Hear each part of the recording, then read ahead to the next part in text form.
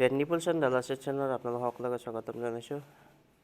ভিডিঅ'টোত আমি mutual fund আৰু ডাইৰেক্ট ষ্টক ইনভেষ্টমেণ্ট ইয়াৰে কোনটো ভাল আৰু কোনে কোনটো কৰিব লাগে এই সকলো কথা আলোচনা কৰিম। আৰু ভিডিঅ'টোৰ শেষত আমি দুটা মিউচুৱেল ফাণ্ড কোম্পানীৰ বিষয়ে আলোচনা কৰিম। আৰু এই দুটা কোম্পানী আপোনালোকে যিকোনো এটা কোম্পানী যদি মিউচুৱেল ফাণ্ডত ইনভেষ্ট কৰিব বিচাৰে আপুনি নজৰত ৰাখিব পাৰে। আশা কৰিছোঁ ভিডিঅ'টো চাই আপোনালোকে ভাল পাব। আহক ভিডিঅ'টো আৰম্ভ কৰোঁ। কথাটো হ'ল কোনে মিউচুৱেল ফাণ্ডত ইনভেষ্ট কৰাটো উচিত। যিসকলে ষ্টক মাৰ্কেটৰ বিষয়ে একো নাজানে, যিসকলে ষ্টক মাৰ্কেটৰ ABCD নাজানে, যিসকলে ষ্টক মাৰ্কেটৰ বিগিনাৰ, তেখেতসকলে মিউচুৱেল ফাণ্ডত ইনভেষ্ট কৰিব পাৰে। আচলতে যিসকল ষ্টক মাৰ্কেটৰ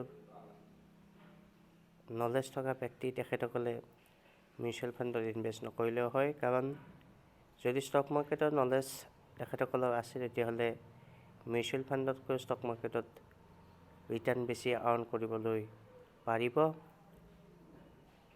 মই নিজেও মিউচুৱেল ফাণ্ডত ইমান এটা ইনভেষ্ট নকৰোঁ, কাৰণ ষ্টক মাৰ্কেটৰ ABCD হয়তো মই অলৰেডি গম পাইছোঁ, যদিও এক্সপাৰ্ট নহয়, এক্সপাৰ্ট বুলি ক'বলৈ নাযাওঁ, কিন্তু ABCD জানিছোঁ আৰু সেইকাৰণে মই মিউচুৱেল ফাণ্ডতকৈ ষ্টকত ডাইৰেক্ট ইনভেষ্ট কৰিবলৈ ভাল পাওঁ।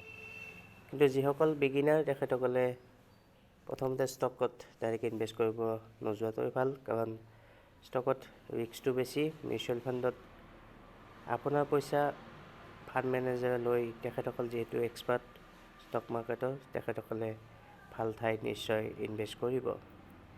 আচলতে মিউচুৱেল ফাণ্ডৰ মেনেজাৰেও আপোনালোকৰ পইচা লৈ ডাইৰেক্ট ষ্টকতে ইনভেষ্ট কৰে। তেখেতসকল যিহেতু এক্সপাৰ্ট ব্যক্তি, তেখেতসকলে আপোনাৰ পইচা ভাল ঠাইত লগাই আপোনাক এটা ডিচেণ্ট প্ৰফিট দিবলৈ যত্ন কৰে। আমি ডিটেইলছ আগতে এটা ভিডিঅ'ত বনাইছোঁ 20% ডলাৰ চিটত মিউচুৱেল ফাণ্ড ভালনে ডাইৰেক্ট ইনভেষ্টমেণ্ট ভাল, সেইটো চাব পাৰে। ভিডিঅ'টোত আমি আৰু বেছি general knowledge about mutual fund আৰু ডাইৰেক্ট ইনভেষ্টমেণ্ট নকৰোঁ, ডাইৰেক্ট আমি দুটা মিউচুৱেল ফাণ্ডৰ কম্পেয়াৰ কৰিবলৈ যত্ন কৰোঁ। আহক, প্ৰথম কোম্পানীটো হ'ল axis small cap fund direct growth, এটা এক্সিছ গ্ৰুপৰ মিউচুৱেল ফাণ্ড, যিটো লাষ্ট 3 ইয়াৰ্ছত ইনভেষ্টৰক 27% ইনভেষ্টমেণ্ট ৰিটাৰ্ণ দিছে, আপোনালোকে দেখা পাইছে। আৰু দুটা কোম্পানী আমি ইয়াতে স্মল কেপ আলোচনা কৰিম। মই মিউচুৱেল ফাণ্ডত সদায় স্মল কেপ প্ৰিফাৰ কৰোঁ, কাৰণ যিহেতু আপুনি আপোনাৰ পইচা এজন এক্সপাৰ্টক দি আছে আৰু সেই এক্সপাৰ্টজনে নিশ্চয় আপোনাৰ পইচা ডুবাই নিদিয়ে, তেখেতে ভাল ৰিটাৰ্ণ যত্ন কৰিব।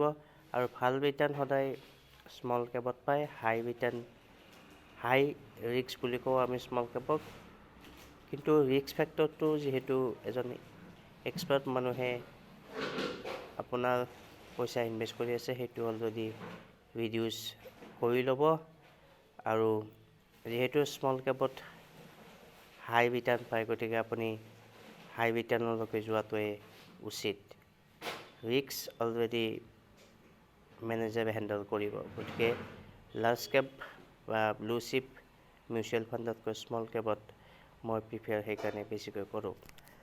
গতিকে এই এক্সিছ স্মল কেপ ফাণ্ডটোৱে ক'ত ক'ত ইনভেষ্ট কৰে আপোনালোকে যদি চায়, তেতিয়াহ'লে এইকেইটা হ'ল top holding: fine organic, Narayana Hrudayalaya, galaxy surfactants, CCL product আৰু আন কিছুমান কোম্পানী, বিৰলা চফ্টো আছে ইয়াৰ ভিতৰত। গতিকে এইকেইটা এই কোম্পানীটোৰ টপ হোল্ডিং। যদি আমি এক্সপেন্স ৰেচিঅ' চাওঁ, মিউচুৱেল ফাণ্ডত এক্সপেন্স ৰেচিঅ', এক্সিট, লোড আৰু টেক্স, এই তিনিটা বস্তু চাবলগীয়া বস্তু। এক্সপেন্স ৰেচিঅ' 0.51% এক্সিছ স্মল কেপত, আৰু এক্সিট লোড যদি আপুনি 1 year আগত হেৰি কৰে তেতিয়াহ'লে 1% আপোনালোকে দিব লাগিব। তাৰপিছত যদি 12 মাহত আগত কৰে 3%, 12 মাহৰ পিছত 1%, তাৰমানে 1 yearলৈকে 1% আৰু 1 year পিছত যদি আপুনি ইনভেষ্ট কৰে তেতিয়াহ'লে টোটেলটো 10% আপুনি দিব লাগিব।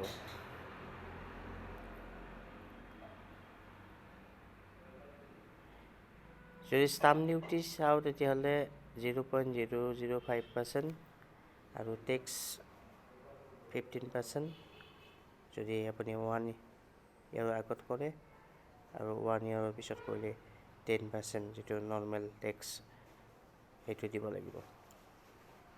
আমি যদি এডভান্টেজ আৰু ডিসএডভান্টেজ চাওঁ এই কোম্পানীটোৰ, 1 year আৰু 5 year এনুৱেল যিটো ৰিটাৰ্ণ হয় সেইটো হায়াৰ দেন কেটেগৰী এভাৰেজ, আৰু আলফা যিটো আমি প্ৰফিটৰ বিষয়ে কওঁ সেইটো 5.96।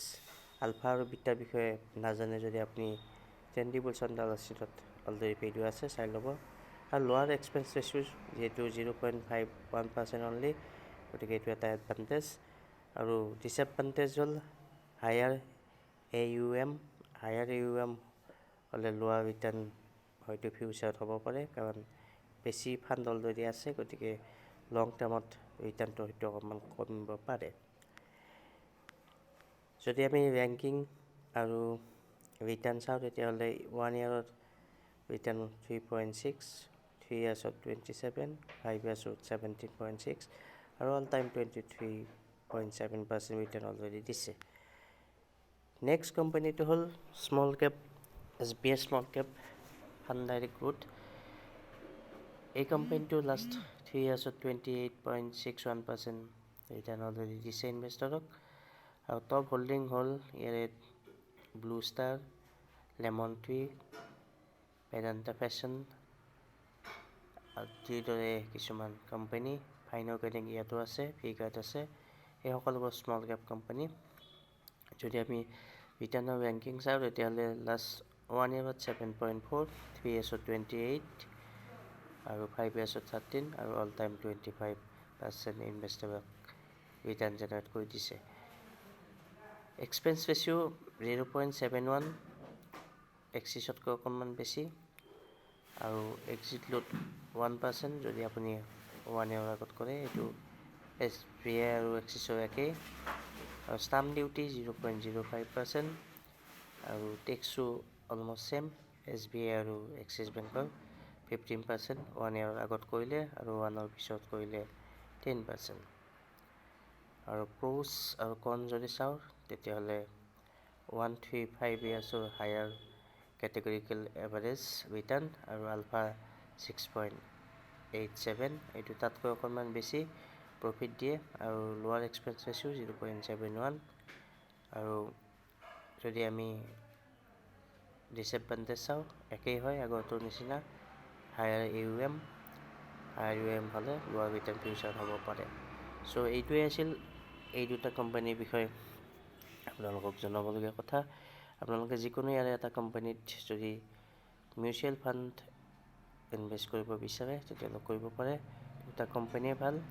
আৰু ইয়াৰে ব্লু চিপ আৰু লাৰ্জ কেপো আছে, কিন্তু স্মল কেপত মই প্ৰিফাৰ কৰোঁ, সেইকাৰণে আপোনালোকক এই দুটা কোম্পানীৰ বিষয়ে জনালোঁ। ভিডিঅ'টো চাই যদি আপোনালোকে উপকৃত হৈছে, লাইক, শ্বেয়াৰ, কমেণ্ট কৰিব। ধন্যবাদ।